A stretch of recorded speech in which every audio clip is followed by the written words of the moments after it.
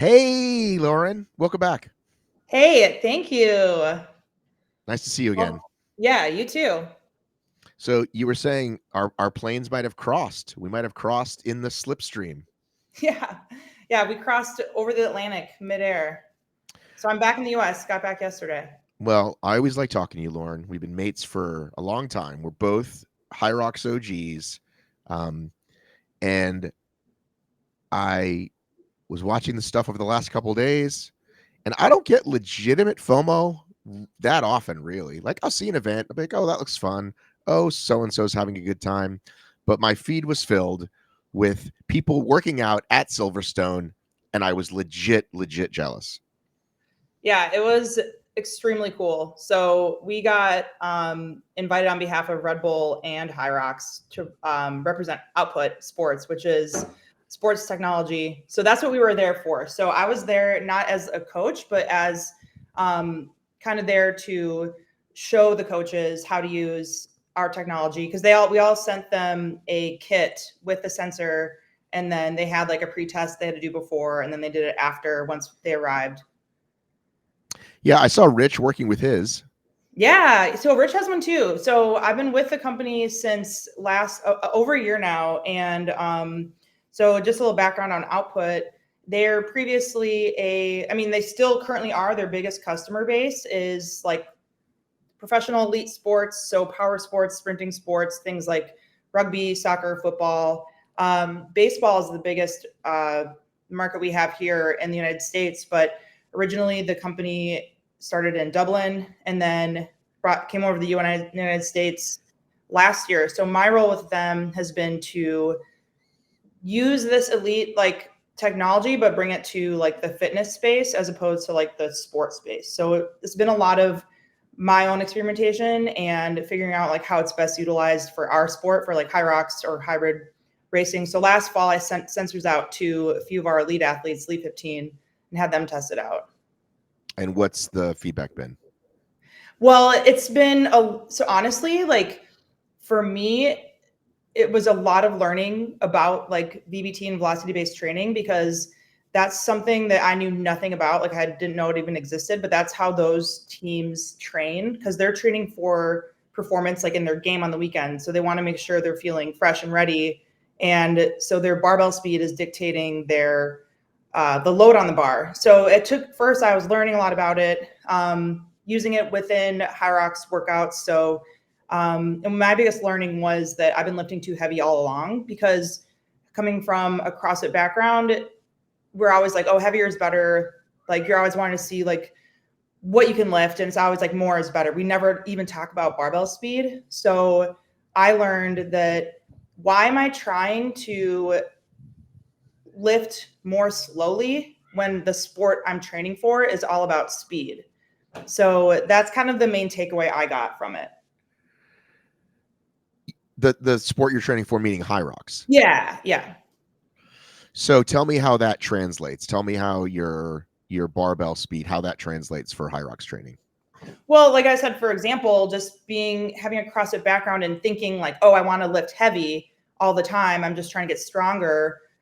When in season, like let's say like a lot of us are always in season, right? Because you're racing monthly if you're lucky, and there's no point to be lifting heavy, which is actually fatiguing you, when you want to maintain that strength and actually develop your speed. So the way I lifted completely changed with, say, deadlifts. Let's say I'm doing a set of 10 within my workout. Instead of just doing 10 deadlifts, now I'm like really focusing on driving the intent and like being more intentional of the speed of the bar, and therefore helping me increase my power and speed. Because that's something that I've always struggled with, is like I'm just slow, like I'm very slow twitch. So all the sports I did were very like endurance based and slow. So I'm like very like my burpees in general like are just slow. So I need to work on my power and my speed. And same thing comes back to running. So if you look at some people run like Rich and Palayo, like they look like they're so bouncy and like floating. And then I look like I'm sinking into the ground. So that's part of it. Not when you were running up that hill at Raleigh. I'll never forget. Well, that was still slow.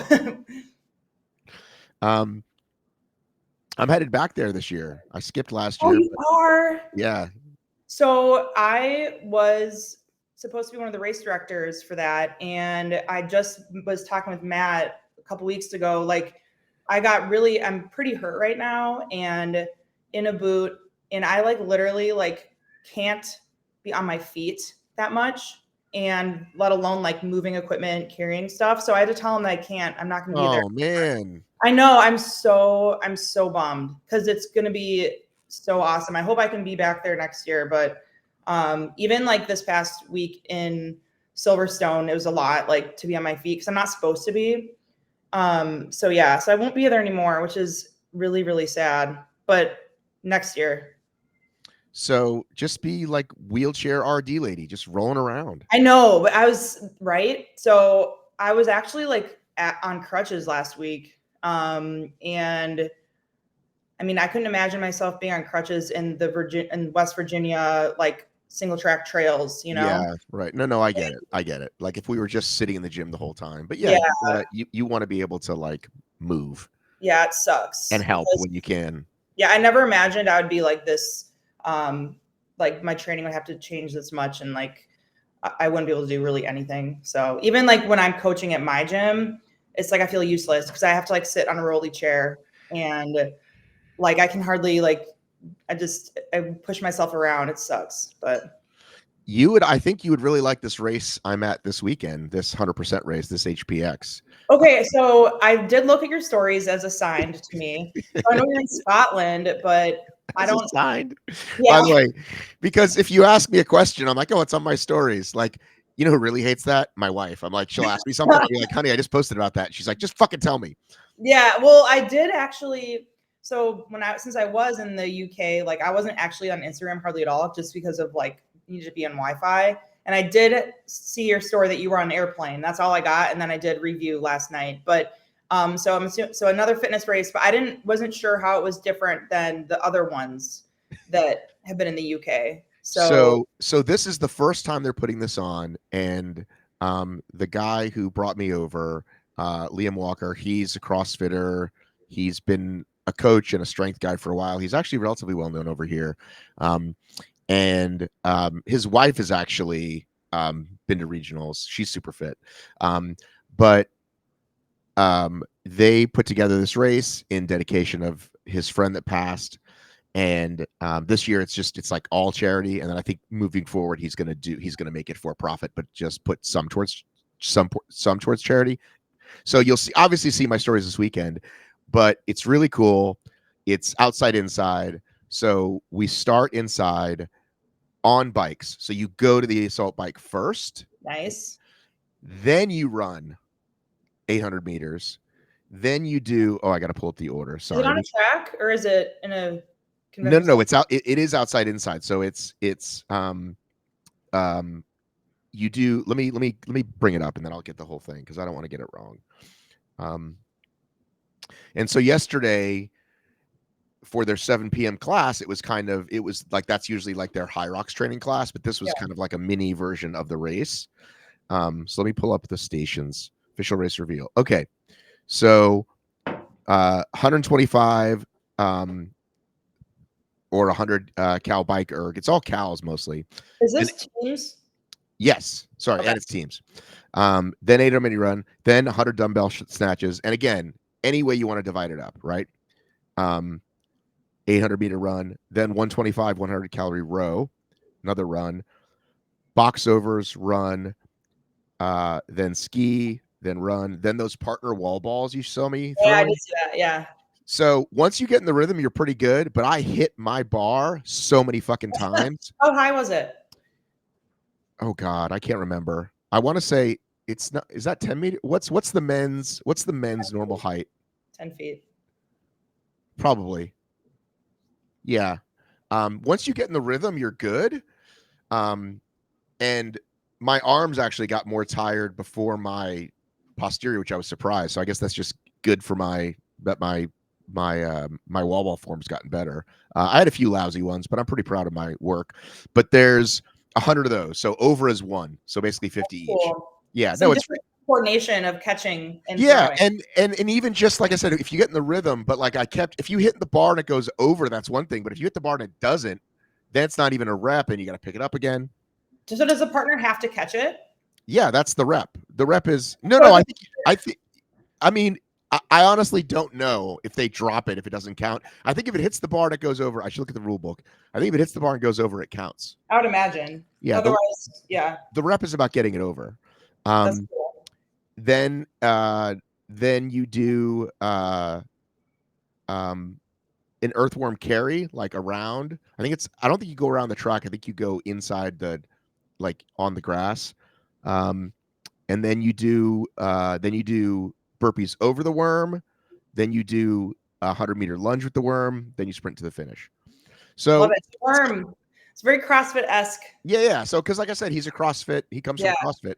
But cool. if you saw my picture, there were like 50 people, maybe not 50, like 30 people in that 7 p.m. class, and there was a class right before it that was just as big. I mean, it's a big space, and he's been doing it in a while.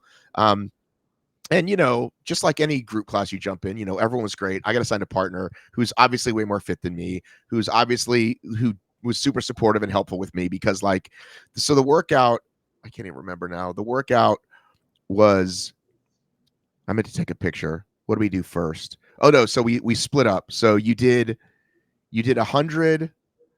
You did 100 of those. Then we got on the bike. Then we did there was like 10 things, and there was a run in the middle. It was a lot. It was very HYROX-y. And it's funny because he called it like easy, because like there was like a break, like because there was 2 groups and there were a couple of like breaks to like swap the groups. And he's like, oh, usually it's not easy like that. We just go straight through. I'm like, that's not easy for me. It's a really good workout.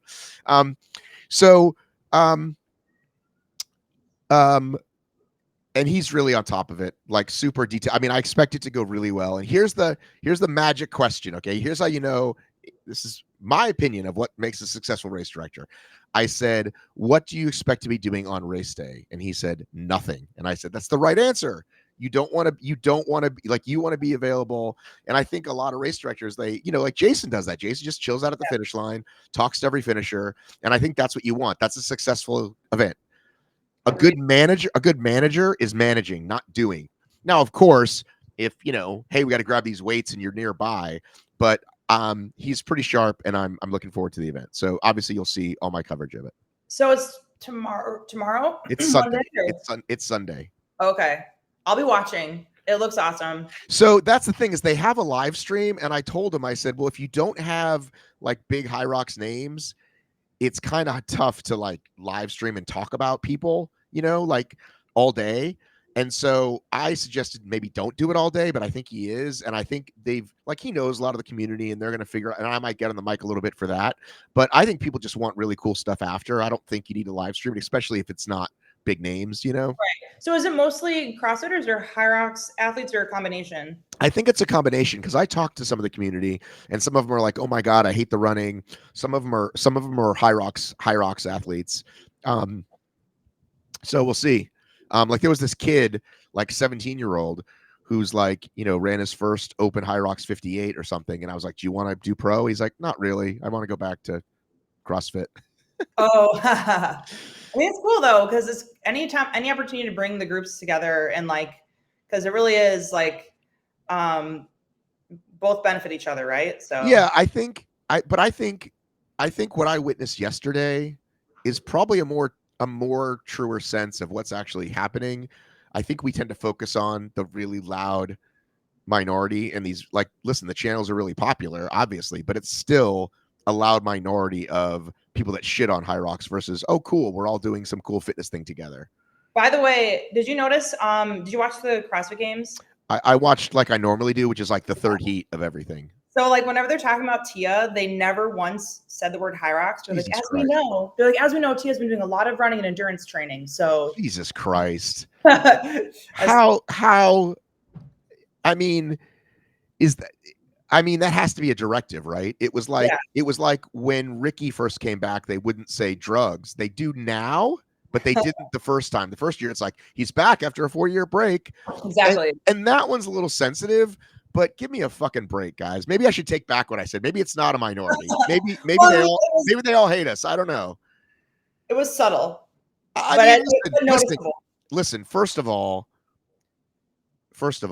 obviously, you're not going to say HYROX 1,000 times during the games, but once or twice talking about Tia, like, wow, she came over. It's just like if any of them went over and did anything, like, hey, Ricky spent some time, at the IF3 or whatever the fuck those lifting competitions are. Like, you would just talk about it, right? Yeah. Yeah. Who Now, see, knows? now I'm mad. Now I'm fucking mad.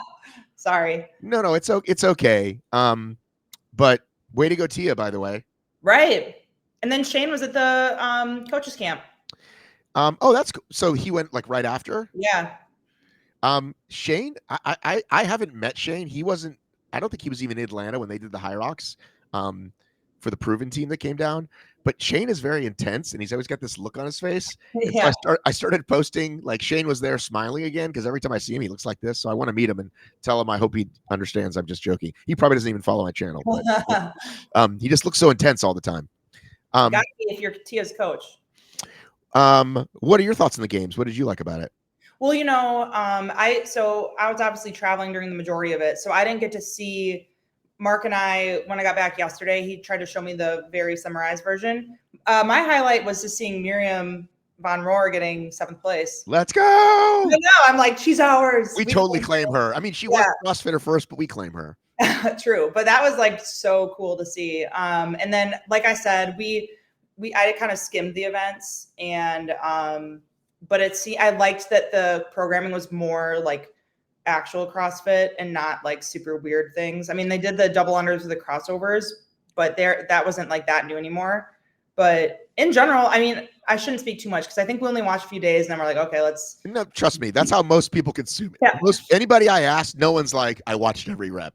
Yeah. Most people consume it like you and I consume it. Well, if I were here over the weekend, I would have been watching it, but it's just like. Well, you'd have it on in the background. Yeah, yeah.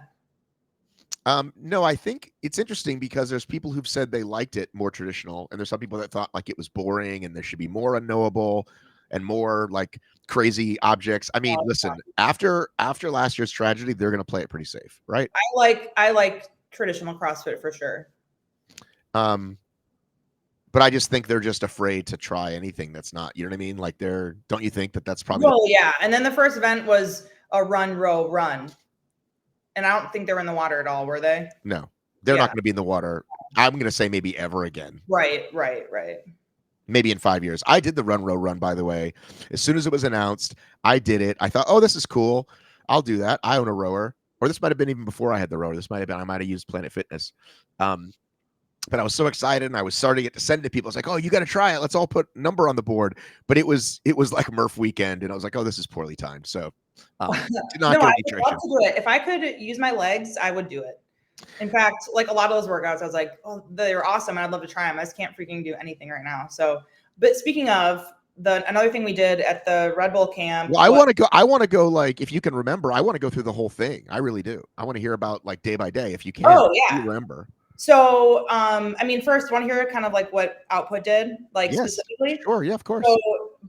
So there were 60 coaches. So apparently there were 2,000 applicants and then 60 selected. So whoever did that process of selecting coaches, I don't envy them because I think that'd be extremely hard. So there were 60 coaches, and then we sent everyone a Output kit. So in the kit, you get the sensor and then all different straps that you use for the different things that you can use it for.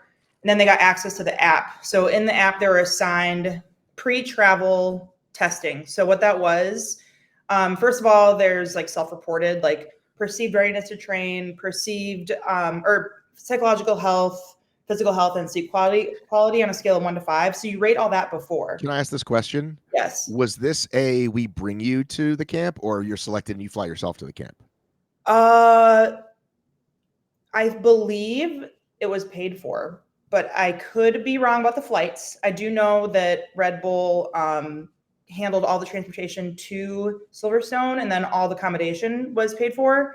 I'm not 100% sure on the flights, but either way, still badass. No, I know. I'm just curious. And all cards on the table. As soon as I heard about it, I started writing channels that I knew to try to get there because I would love to go there, obviously. Yeah. And I think this was the same time that I found out about the Rancher thing, which was coming up faster. And I got into the Rancher thing and I was cool. I'll go do that.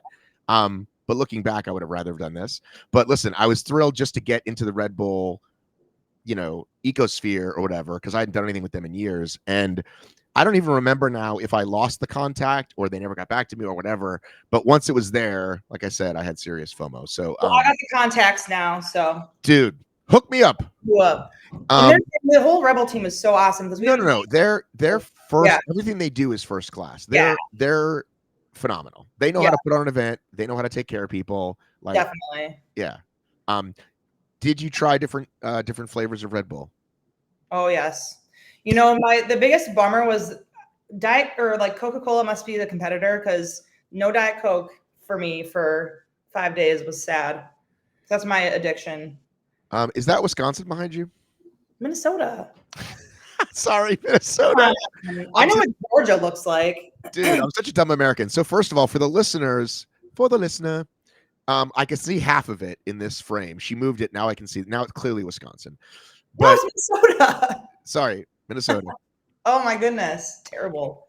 But while we were working out yesterday, he kept introducing me as Matt. He's like, here's Matt from Georgia, blah, blah, blah. And I'm like, don't say Georgia. No one knows where Georgia is in the UK. If you say Atlanta, they've at least heard of it, but they might not know where it is in the map. He's like, what are you talking about? Everybody's heard of Georgia. I'm like, okay, I said, you ask 20 people in this gym. So he pulls somebody over and he goes, the first person was like, you know Georgia, right? And the person goes, who is she? Yeah. Then the next person said, you mean in Russia? And then it's like, no, in America. And it was like, no idea. Like no one, like one person out of 20, finally one person was like, I think it's above Florida. Because he thought at least they would know it's above Florida. They didn't. Nobody in this town knows, which is fine. If you named a random Scottish town, I wouldn't know where it is. So I mean, yeah, especially like Georgia. People know Texas, they know California. Right. But yeah, I agree. Okay, so back to the event. So you said you had to send all the coaches pre-testing. Yes. And then so first they did a self-reported subjective, like I said, on a scale of 1 to 5, perceived readiness to train, psychological health, physical health, and sleep quality. So this was up before travel. And then they did a CMJ and 10-5 test. So what those were, CMJ, counter movement jump. So what that is a vertical jump. And you put the sensor on your foot, hands on your hips, so you're not using your arms to help you, but you're just jumping as high as you can for 1 rep. And you can retest, obviously, as many times How do you vertical jump without swinging your arms? With your hands on your hips. You like bend over and then you jump. That's very hard. That sounds very hard. Well, next time I see you, I'll let you try it. Okay. Or maybe I'll send you a sensor. That would be amazing. Yeah, I can do that. I'll do it. Do it. Yeah. And then, so that was just like basically lower body power. And then the 10-5 test, which I think is super interesting. So what it is a series of jumps. So it's actually, technically it's 11 jumps because it's measuring your reactivity and your jump height. So it's a combination, like your 10-5 score is a measure of your speed or the height of your jump and then this time on the ground. So ground contact time. So the idea is you want to be like jumping like high and fast, but people ask, well, is it better to jump high or fast? And it's kind of like, it's up to you. That's the point of the score. Because if you're trying to jump as high as you can, like if I told you to do 10 jumps as high as you can, your time on the ground is going to be slow, right? So it's like a combination of the two. So that's used as also a readiness test. So you could, if you tested it daily and you are fatigued, you may see your score decrease along with like training, travel, and all that. So anyway, they tested that before, and then they tested their 2K time trial. So they did not know they were going to be doing the 2K time trial right when they arrived, which I know is cruel. Love it. Very cruel. But anyway, so very reality show, very what do you call it? Survivor. Like put your bags down, let's go. That's literally what it was. Like, so people they showed up on Monday, and then they were told to come to us. So there were 5 of us there from the output team, Martin, the CEO, and then some of the sports science guys. And they did mobility. Little Lauren sitting there. That's me. Yep. But also mobility testing. I didn't mention that. So you put the sensor on different parts of like you do like shoulder, external. I'll show you because Guns. external, internal rotation, but it measures. Listeners, she's trying to rotate, but in the meantime, the glass broke because her bicep came through the camera. No. So yeah, essentially. But anyway, you put the sensor on different parts of your body to measure your actual degrees of range of motion. So an important factor too is that you can measure your depth of your wall balls. So that was not part of the test. That was the very first thing that I saw that you guys did. This was Miami. Was it Miami? Toronto. So when I first started working for them, I was like, so can I, in theory, measure depth on wall balls? And they were like, yeah. And I was like, this is the first thing we need to showcase because it's such a point of conversation. And so my highlight is that Hiller reshared the video. Let's go. I know, right? So anyway, like at HYROX Toronto, I did. He shared like this is proper wall ball depth. Well, he shared that there's a sensor that exists that you can measure depth with, and I wore it in the race. So I did it individual. I did not wear it for there, and then myself and my colleague did it partners, and Adam Burns, my partner, and he's actually a professional rugby player for Team Ireland formerly, but. Okay. So he was my partner, and then I wore the sensor on my leg for the wall balls and took video. So I was like, okay, we got to get video of the sensor, of the data, and then I posted that. And that was Hiller's suggestion that HYROX implement these.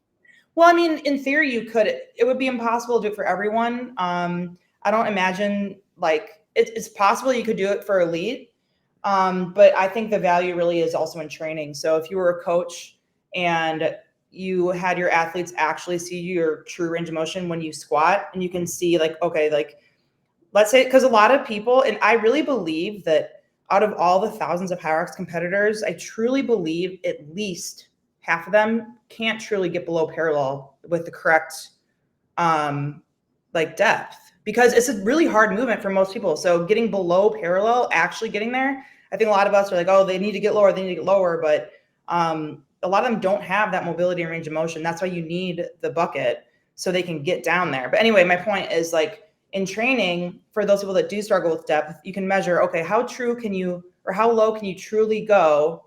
And let that be our standard. Now I need that. Yeah, that's what I need. I definitely want to know, because I know. I mean, I feel like when I when I watched video yesterday, like he happened to catch some really bad ones, and I was really bummed out.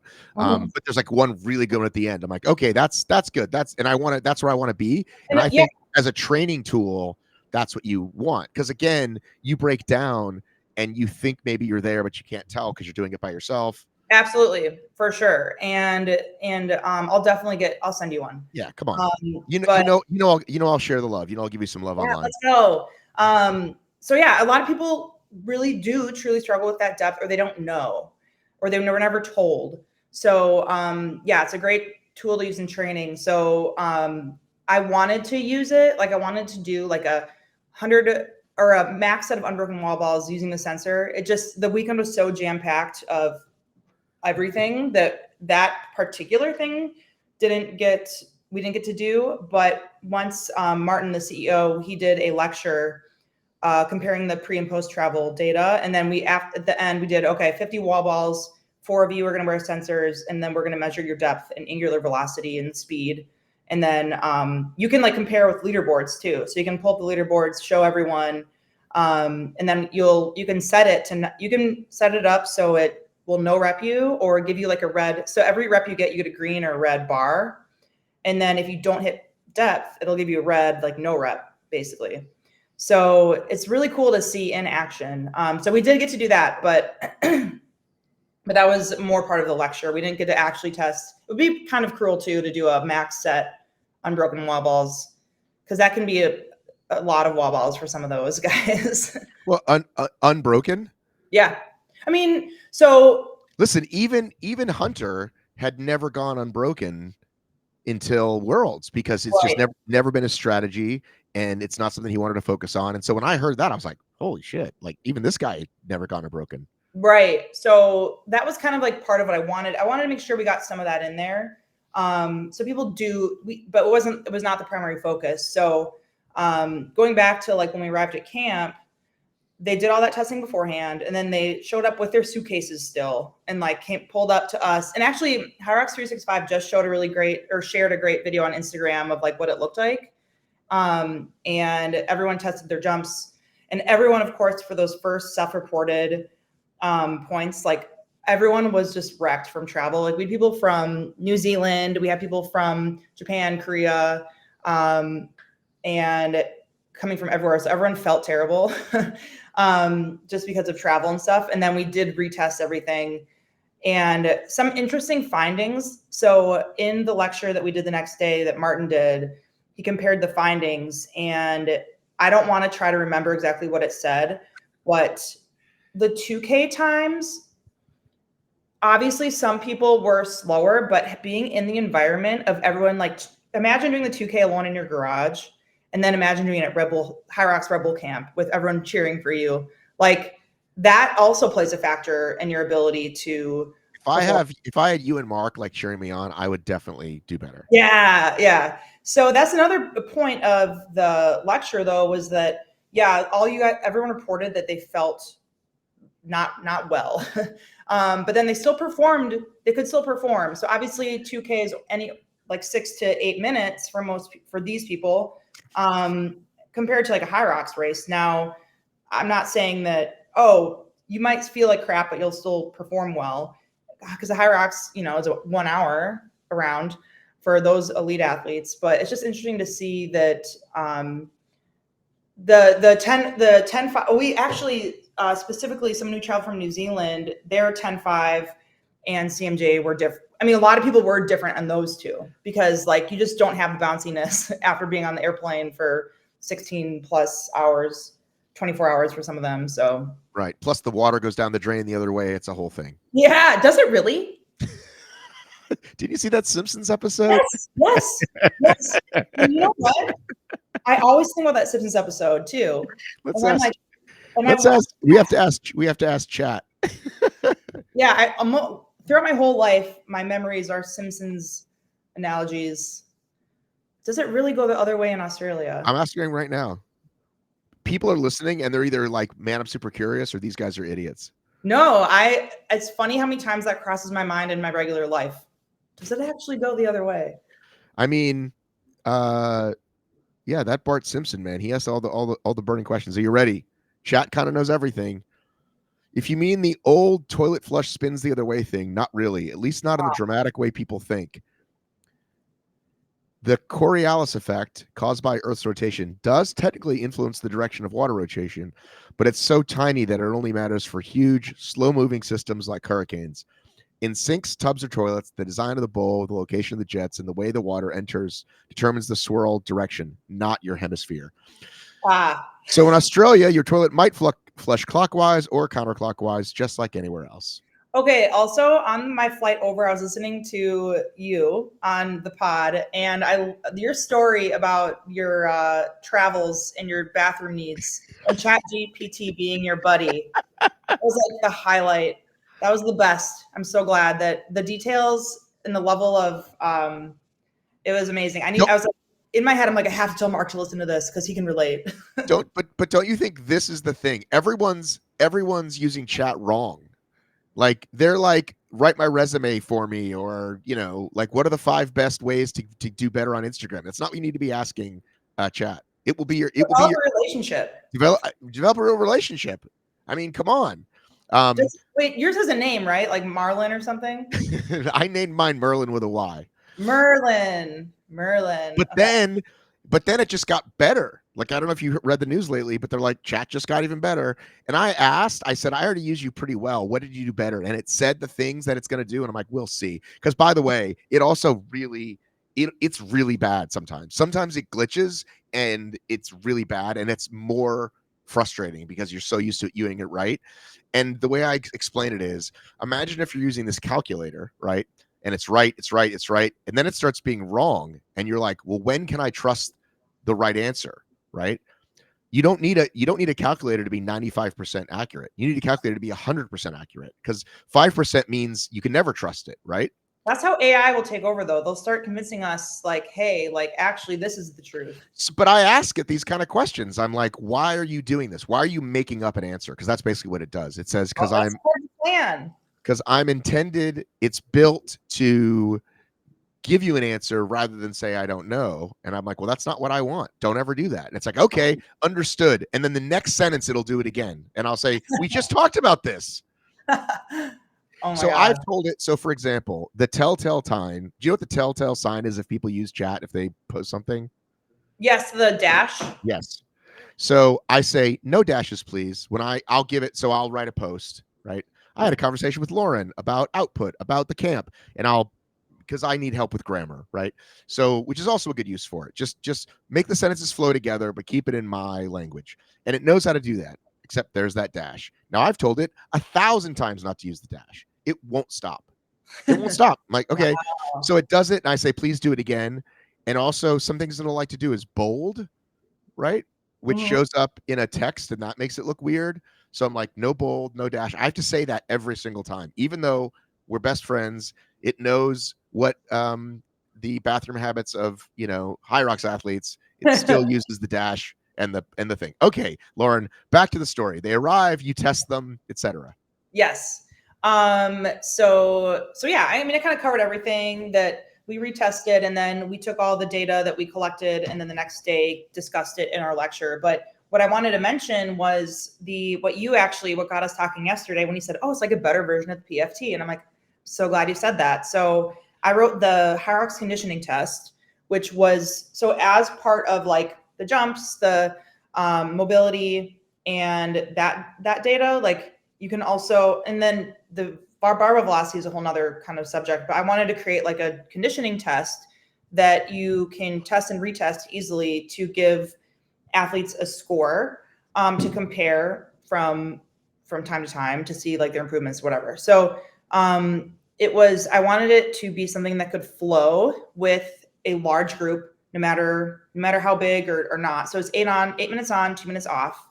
And it starts with, so I'll just kind of go over the PFT, the HYROX physical fitness test, is how back in 2021, when I started working for HYROX, that was how we promoted HYROX to gyms who had no idea what HYROX was. So I would go approach a gym, be like, hey, like, let me tell you about this thing called HYROX. It's coming to Dallas and it's going to be awesome. And what do you think about us hosting this event, this PFT, to have an opportunity to talk to your members, explain what HYROX is and why it's so awesome. And so the PFT is a 1K run, and then 50 burpee broad jumps, 100 stationary lunges, 1,000 meter row, 30 hand release push-ups, and 100 wall balls. So that is the PFT. Can I do a quick pump you up, Lauren? Because I know you're a very humble cat, but I just want to quickly say, if you've heard of HYROX in America, it's because of probably one of those conversations that you and Mark knocking on doors going like, by the way, do you know what HYROX is? Yeah. And I think you guys are kind of like unsung heroes, and I know you don't want the credit or anything, but that's what it was in 2021. Yeah. No one knew what it was. We all knew what it was because we're lunatics, but the average gym did not. And so Lauren and Mark were like going door to door, like literally. Like I'm trying to think of a good example, like the early pioneers of America, and like well, I mean, thanks for saying that. I mean, even so, LA was one of the slowest growing markets, and before LA, it was actually when I was in Pasadena, but HYROX LA, and it was in 2022, and they sent Mark and I over to LA for 2 weeks to go like visit gyms, tell them to sign up for HYROX, and be like, hey guys, like this event's coming in like a month. Let's get you signed up. Here's a discount code. And Mo like messaged me on Instagram. He's like, let's go get the people signed up. So yeah, like it was truly like really trying to spread the word. And it was challenging, because like going back to the beginning, like you show up at a CrossFit gym and you're like, hey, you don't know me, but can I host a workout at your gym? Right. And they're like, we kind of know everything about working out. Who are you? Right, exactly. And then I was a gym owner at the time. So like, why would I have another gym owner come to my gym and host a workout? But so the PFT is something I couldn't even tell you how many I've led, hundreds, and so I've done the PFT. I know the flaws in running it in a group setting. And I know like what works, what doesn't work. What the PFT was a challenge because like they did have a leaderboard, but it was not super legitimate because people weren't judged, reps weren't counted. People just did it. They could say, oh, I did it in 13 minutes when that's like an impossible time to do. And so I was like, well, how do we legitimize the PFT? And that's something that I was kind of working on shortly before I was no longer working for HYROX. But that was kind of my intention with this conditioning test, but using the output technology. So we don't actually use the sensor, but we use the software to track the scoring. So what it is, so going back to the original PFT now, instead of the 1K run, I did 8-minute max meter row. Reason I chose 8 minutes is because a common benchmark is a 2K row. If you're doing a 200 or a 2-minute split time, it would take you exactly 8 minutes. So that was the reason for the 2K row. Had a 2-minute break before the next movement, simply for transition with athletes. So get the first group on, and then they have 2 minutes to transition. Then the next group can get on the rowers. Next movement is 8 minutes, but 4 minutes of burpee broad jumps directly into 4 minutes of lunges. Oh my God. Yeah. So same thing as the PFT, which was 50 burpee broad jumps. And on average, like this is speaking super broadly, I would wonder if you look at average burpee broad jump splits in HYROX, but around 4-ish minutes is a pretty good time to get the distance. And I don't know if anyone has counted their burpees, but the PFT was 50 reps. If you do HYROX, I do 40 reps, 40 burpee broad jumps to do 100 or 80 meters. So it's kind of close. So anyway, that was the reason for the 4 minutes of burpees directly into the 4 minutes of reverse lunges. People were scoring over, again, like compared to the PFT, which was 100 lunges. I've seen ranges of 75 to 170 between people on these. So again, like semi-close, then a 2-minute rest. And then you have the 8-minute ski. And here's where everyone's like, oh my gosh, like 8-minute ski. It's like, well, I think so many people are used to doing like 500s, 250s, 1K on the ski. No one is like comfortable. Like some people do. Yeah, they test their 5K, they test their 2K. But a lot of people are like, that's so long. It's like, well, yeah, HYROX is long. So yeah, you should be on the skier for 8 minutes. And that is really where it teaches people where their technique, because I think that with the skier, it being the first station in HYROX, like everyone is going crazy. Their stroke rate is over 50, and which is way too high. And so no one is properly training the skier in the correct like stroke rates, intensity levels. And so that's where you really see it in this test, an 8-minute ski, because 8 minutes is a long time. And if you're starting off at 50 plus strokes per minute, you're going to very much be slowing down. So it's cool to see in comparison. So what did you call this test? I call it the HYROX Conditioning Test. Okay. And HCT, I'm down. Yeah, let's go. Presented by Output. And then 2-minute rest, and then 4 minutes of wall balls. I'm not making anyone do 8 minutes of wall balls, but I chose 4 minutes because if you do an unbroken set of 100, it takes me 3.5 minutes. So if someone's breaking up a set, ladies and gentlemen, she just dropped that super cash. What? Oh, well, hey. Aren't you the only one that did like 125 unbroken at rally when you did that? 150. 150 you did unbroken. That sucked. Nice. It was terrible. So anyway, this was a 4-minute max wall balls. And now I will say, before I fully injured myself and couldn't squat, I did test the 4-minute max wall balls, and I really didn't want to do it. I was like, I'm like, if I'm having other people do 4 minutes max wall balls, I better do it as well. So I forced myself to do it, and it was tough. Like no matter what, like no matter how many times you train your wall balls, it's always going to be hard to do that many. So anyway, that's the very end of the test. So essentially, if you're running a group through it, if you have, let's say you have 5 rowers and 5 skiers, you have to have the same amount, but you do. Is that a total of what, 25 minutes? How many minutes was that? I lost count. 34. 34. Yep. And so you could potentially run like a large group through, and let's say, like I said, you have 5 rowing machines, 5 skiers. So you'll do heats of 5 every 10 minutes. And then you can't do a different order? No, because it would just mess up like Well, I mean, you can do whatever you want. Like you can create your own HYROX conditioning No, but test. I'm saying like you could like I thought you were thinking like to maximize people, start people on the No, road and start people on. But you it's want the order, right? The order matters. and it works amazingly. So then it solves a lot of things with time, running on time, keeping everyone, no matter their ability level, working together. The only thing that it doesn't solve, and this is where it gets a little challenging, is how I said the PFT, like it's not judged, it's not counted, like um, it's not legitimized in the sense that like, oh, you look at the leaderboard and you see like this is what it is. So I suggested like partnering up. So you just have a partner count all your reps, but then the movement standards are set up. So I make sure to communicate like what are the movement standards. You have a partner counting all your reps, recording your score, and then in the app. So you add the score for every single movement has its own score. So like the 8-minute row, say you get 2,100 meters, like that's one score. And then you can upload this to the app. Now, currently we don't have, right now the sensors aren't counting reps for us, but it's something that we really very can do. So, but that could be like the advanced version. Like you wear the sensor. Why can't it count reps when my watch can count? It can, but we didn't utilize it for this.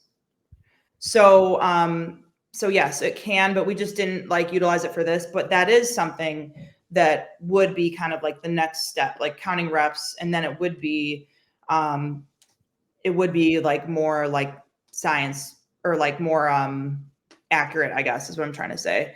So yeah, that was and then there's another score that is like your total reps. So you get a score for each thing and then total reps. And then there's other baseline tests that I've been working on to again eventually accumulate like a hybrid athlete score or HYROX athlete score. So that's kind of what I've been doing. And then I also will be on the East Coast in September doing a gym tour. So I'll be stopping in DC at David Megita's gym. We're going to run this test on September 6th, I believe, if that's a Saturday. And then I'll be at Arena Fitness and Performance in Philly, and then hoping to get up to New York City, Boston, potentially Charlotte, Atlanta. Hey, is there is there an Amtrak from like Atlanta up? 100%. Okay. I can't imagine when you land in Atlanta, it's like the coolest place to hang out, but like I'll come get you. Because I live close to, but yeah, like the Atlanta train station is like, actually, it might be, is that the bus station? Either the bus station or the train station is actually right across from Atlantic City, Magic City. So I think it's the bus station. But David's here, David Alexander's here, and he's doing basically what you started, right? He's all in on like hitting gyms. He's like whatever. He's not the regional there's a new way they're doing it, I think. Right. Like where I think it's more like commission based, I think, and like he's just probably some kind of like ambassador. Yeah, because he also works for Lifetime, and he also is teaching at Union Fit, which is my new HYROX gym that I go to. Oh, well, you know what? Like, here's the thing too. So the more I'll be on the road for like 2 weeks, but there's only so many weekends in 2 weeks. There's 2 weekends, so I need gyms that are willing to like post the test like during the week. Because right now my weekend, like a Wednesday night class, because you can't. Yeah. Well, listen, if you need help, obviously I'm your guy, and you can do either way. You could do it at Union Fit where I go. You could go to one of the more shushy gyms in Buckhead, because that's David knows some of those connections. But no, or you could do it at Training Think Tank. They're a new HYROX gym. Oh yeah, they're way up in Alpharetta, and I don't want to drive that far. But I would for you. I did it for Mark. Listen, I did it for Mark. So. Oh yes, that's right. I met him up there. It was like the last gym I think he ever visited. Which, by the way, just want to say another just plug for you guys. Like, it was like Mark's last week, and I was like, a lot of people would have been like, "Fuck it," but like he was there. I heard him pitching like HYROX. Like he did his job up until the last day he worked for HYROX. Well, we still, are full believers in HYROX. No, I know. Obviously, I see you at every race. Just because we don't work for HQ anymore, I still absolutely love the concept for people. And like now that we're gym owners again, and I have people that I have training for HYROX, like I will always like love every part of it. You were just at the coaches camp with, I assume, some HYROX people. Oh yeah. With Douglas, who's my boss for HYROX. So it was like a little reunion. It was kind of a full circle moment. It was pretty cool. Yeah, that is cool. Yeah. All right. So but this is what I love about talking to you. I knew this would happen. Like I was just like, okay, at some point, like I wanted to go through the weekend, but of course we're bouncing all over the place. But um so that's what happened when they landed. What was day 2, I guess? Day 2 started with the conditioning test. Right. Oh, HYROX Conditioning Test. fun fact. Okay, I have a couple of fun facts, but this was one that really surprised me. People in Europe think 6 a.m. is insanely early. And it blew my mind. I was like, oh yeah, I want to sign up for the conditioning test tomorrow at 6 a.m. And everyone looked at me like I was nuts. And I was They don't like, have 6 a.m. classes? well, someone said that in the UK, well, I don't know where they were, but they said the earliest class they have was like 6:45 a.m. Interesting. Because there's like I know. 5:45 classes in America. My gym, our first class at 5 a.m. And Mark, who had coached for me all week, he gets up at like 2 a.m. to train before the 5 a.m. So it's how we do it. We're like nocturnal. Which cat was that? Huh? Which cat was that just went by?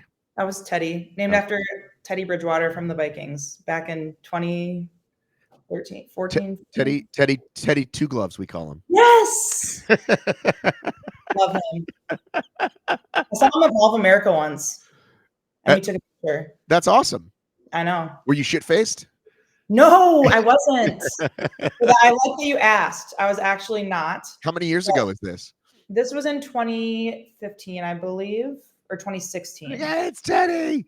Yeah, I know. And I was like so excited. I still have the picture, heart around it, But I don't watch much football anymore because it's like because I don't drink. And first of all, the Vikings are way too stressful to like watch when you're sober. And also like it's like a little triggering. But I was watching the NFL quarterback series. Yes. And that was why am I blanking on what's his face? Your quarterback. Oh, Kirk. Yes, my buddy. Kirk O'Chains, we call him. Yeah. Kirk Cousins. Yeah. So like, because he was, the Vikings quarterback. And after the series, I'm like, oh, I love this guy. And he also had a torn tendon. I'm like, we're buddies. Unfortunately, he's not very good anymore. Well, he never was. I don't want to. I mean, no, Vikings have never had a good quarterback, really. I mean, he was in the top. He was in the top 2/3, and that's what you want. That's enough to get you to the playoffs, right? Yeah.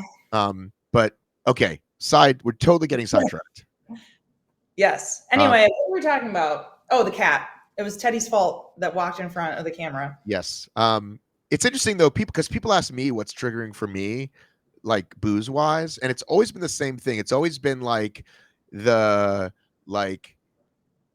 it's not like going out at night. And I'm like, and the older you get, the less you want to go out at night. But it's more like if I'm at like a barbecue and it's like the perfect summer day, I'm like, a beer would be nice. But that's it. That's very rare that happens. But I think about it, and then the thought usually passes. Right. Same. I really do miss that. Even at the after party at the coaches camp, like obviously lots of drinks and stuff. And I'm like sitting there with like my only options to drink are Red Bull and water. Right. So I'm like, I got this tiny cup of water. I'm like, well, I guess I'll get a water refill. Right. But I'm like, what do I do with my hands? But what's great is if you think that's fun, and then like somebody's like starts slurring their words, and you're like, oh yeah, this is why it's not fun. Yeah. I mean, and the thing is, like, because we get up so early, like we go to bed, we like are the lamest people on the planet, Mark and I. So we'll go to bed extremely, extremely early. So I don't miss out on any of that. But yeah, it's like the brewery scene was like my favorite thing to do. Like we got married at a brewery. So I would say we missed that. Alrighty. So the conditioning test Tuesday morning. So next thing we did some lectures. So we did with Red Bull. Oh, we went to, I learned a lot about F1 racing. And did you watch the F1 series ahead of time? I wish I did, but my colleague Thomas at the camp told me about it. So I watched one episode, made it 20 minutes in, fell asleep. So now I'm going to watch it after. But I was like, damn, I'm so glad you told me to watch this, because look, they're here where they are. Yep. So it was cool to see. I want to learn more about it. But anyway, we went into their, I don't even know what I want to call it. Like it was like a showroom, but they had the actual cars. And so I got to see those. I can't appreciate it anywhere near anyone else. Like, I just don't understand. I think Mark's coming in the door. Maybe. Mark, I'm on the podcast. Anyway, so I learned, I still don't know a lot about like the cars and stuff, but anyway, we did the lectures in the showroom where they had a bunch of them on display. And so the lectures were on programming, on nutrition, what else? We did some breakout sessions where you break out into the groups and kind of like do discussions, essentially group discussions, ask questions. And then that was the majority. Oh, and then on Tuesday, also they had the HYROX Performance Center set up in another room with a bunch of race cars. And that's where we did the workout with, I was not working out, but it was just HYROX compromise run workout is what it was. But they had all like the center equipment out and everything there. Right.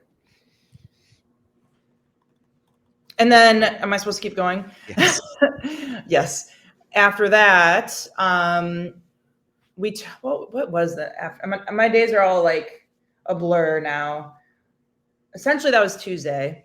Okay. Wednesday, they did. Oh, now I'm really messing up my days. I'll just tell you all the things we did. So we also got to do a factory tour of like where they make the parts. Again, like someone like me has no appreciation for that kind of thing because I know nothing about anything about car racing. But it was really cool for someone like me to see how things are made because I have no idea. But like they showed, first of all, it was kind of cool because you were not allowed to take any pictures. Like someone like took out their phone to look at the time and the tour guide was like, hey, no pictures. But you look down in a room and there's 3 guys like with these wires. So all these parts are handmade. And I was just watching these guys like with their little tour tools and the wires. I couldn't even tell you what they were making, but it was cool to see like that's all like handmade. And then there was the tour was really cool. Because I'm not like a car person, I couldn't even fully give you like. It's okay. It's okay. It's okay. You did a tour. Okay. And yeah, the tour. And then that was the majority of one of the days. And then the last day we did like a social media lecture with Red Bull. So we talked about like how to make your Instagram reel, like get more views. And that was something we did. And that was on the last day before they did the pit race, which is probably what you want to hear about. Well, I wanted to hear about all of it, but the pit race, I certainly wanted to hear about the pit race. Yeah. So like, hopefully I'm doing a decent summary. So then after on the last day, the pit race was Red Bull's fitness race. And it was a lot. First of all, like I didn't realize like Red Bull like wrote the workout. Well, actually Jake Dearden wrote the workout on behalf of Red Bull, but they started reading it off. And in my head, I'm like, what? Because I'm like, this is not HYROX. Because first of all, it was 5 stations, but and this is the most HYROX part of it, is that they had the run. So it was 1.7 kilometer run after every station or before. It's a mile. Yeah, it's a lot. It's a little over a mile, I think. I'm like, damn, that's a lot of running in my head. And then like the first station was 10 rounds of barbell clean and jerk and barbell over burpee. And I was like, where am I? And so Jake Dearden is like reading off the workout. And I was like, wait a second, like this is different. And anyway, that was in one station. I'll try to rattle off the ones I remember. There was one with, it was 100 cal assault bike and then box jumps. And then they had to do dead hang. They did those gas can farmer carries. Most people saw the videos of pulling the car, right? The F1 car, and then anyway, a lot more running. Oh, and then they had the tires. So they did the I don't remember how many reps, but they put like the tire on their shoulder and had to do squats. And then all the judges were wearing their full race suit, like race F1 suit. So I don't know if the judges were actual racers, if there's dressed. Probably not.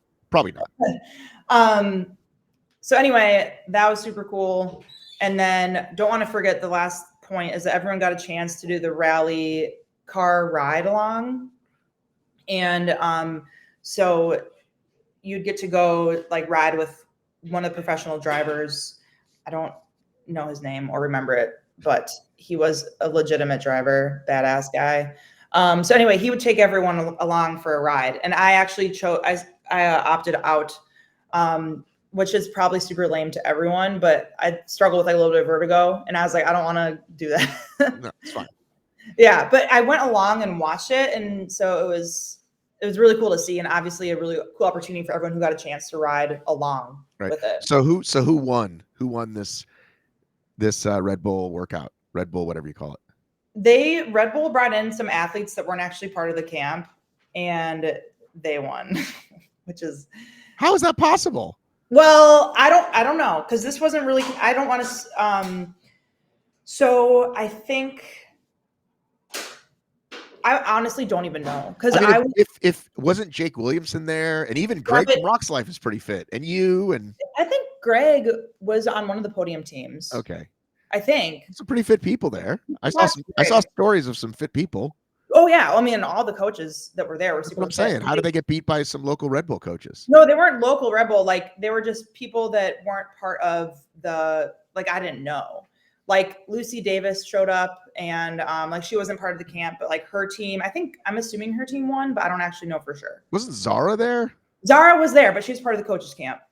And I think she was definitely on one of the winning teams, but I didn't even pay attention to like who actually won, because it wasn't like, no, I know. Well, yeah. So the way I saw it, I was like, oh, this is exactly what we just did for Rancher Strong, but this is the car version. So like, it was cool. So yeah, it's like jerry can. You said it. Yeah, you said yeah, it all. Yeah. So it's jerry can carry with like the gas cans and a tire run, and then you pull a car. And so basically, it's like, let's make a cool test out of, where I was. It was the cowboy version. This was the car mechanic. Yeah, it was like mostly surreal to me to see all these people doing barbell stuff. I was like, wait a second, where am I? Because it was just all of a sudden not HYROX, and it was but it was a really really cool event, like race. I wish I really would love to have done it, obviously, but you couldn't. So you said it was teams. So did they break it up into teams of 2 or 4? Or?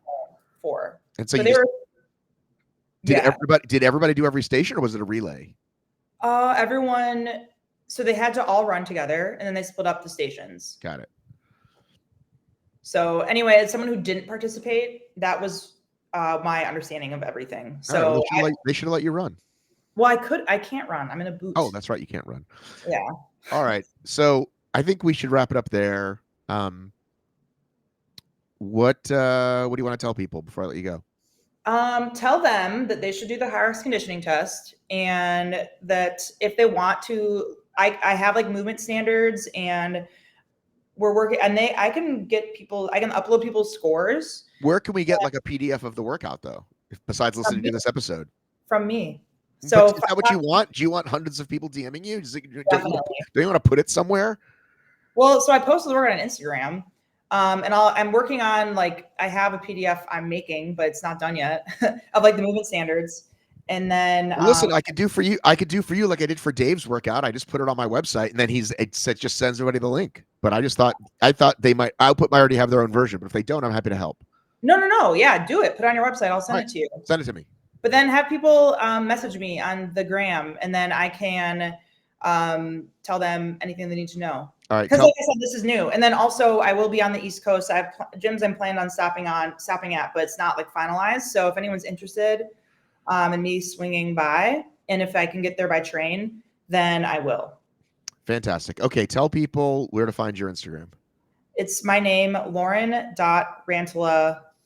That's it. And it is Rantala, not Rantala.